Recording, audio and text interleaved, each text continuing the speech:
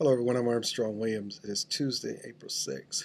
Um, the chairman of the Republican Party, Michael Steele, was on Good Morning America recently, and he realized that he and the president had something in common, that because of their race, they're held to a different standard.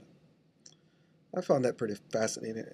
I just hope that the illustrious chairman of the Republican National Committee was not implying that the reason why there's all this blow up and controversy over him has to do with race. Because I will tell him he's sadly mistaken. It has to do with his leadership. It has to do with his gaffes, his repeated gaffes. It has to do with his foot and mouth disease. He just cannot get his foot out of his mouth. You know, I remember Michael Steele when he was lieutenant governor, when he was chairman of the Republican Party of Maryland. And it's not even the same person. I don't know what's happened to our chairman at a time where Republicans should be triumphant. They should be on message because so many Americans are still disgruntled over health care. They're disgruntled because of lack of jobs, because the economy is not doing what the president promised. And yet Michael Steele is the news. I've often said privately and publicly that the chairman of the RNC has an Obama complex.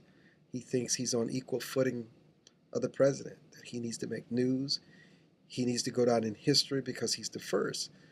And he's sadly mistaken and really delusional if he's comparing himself to the president. Now, it may be true that as a response to President Barack Obama being in the White House, many of those Republican committee men around the country decided to cast their vote for the chairman because they felt it would take one brother to combat another brother, which is ridiculous, I might add. But once Michael Steele was given the opportunity, look at what he's done with it. The party is divisive. He has no relationships with the leadership in the House, Congressman Boehner, no leadership in the Senate, Senator Mitch McConnell. It doesn't exist. I mean, he has so alienated himself from the party. He's like a renegade. He doesn't work with people. He's out there trying to be hip. He started out trying to bring hopsters to the party. What was that all about? He compared the Republican convention to something like the Nazis convention, which was outrageous. And the list just goes on. And now this latest fiasco with the money. Ultimately, he is responsible for management. And whatever happens at the RNC reflects back on him.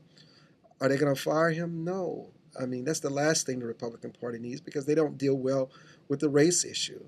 They don't want that to become the story. They're trying to elect enough people in November to take back the House and the Senate. Is that possible? The chairman doesn't think so. That's what he announced early on in the year. I'm not saying I agree with him, but that's what he said. Another gaffe by our sitting chairman. Anyhow, Mr. Steele, the less people see you in public, the more you stay behind the scene and get candidates elected and raise money and not get yourself in the midst of controversy, the better off you will be and the Republican Party. I'm telling you, you have created a lot of angst out there among conservatives. I mean, and please, let's not try to needle this down to race because obviously Justice Thomas on the Supreme Court hasn't alienated himself from the conservative base because they like his policies. They like the way he look at the cases on the Supreme Court and they like his outcome. So you can't make that argument. You need to do, man, you just got to get your act together and decide whether you want to lead lead a really true legacy of leadership and accomplishment for RNC. Anything short of that is unacceptable. I'm Armstrong Williams.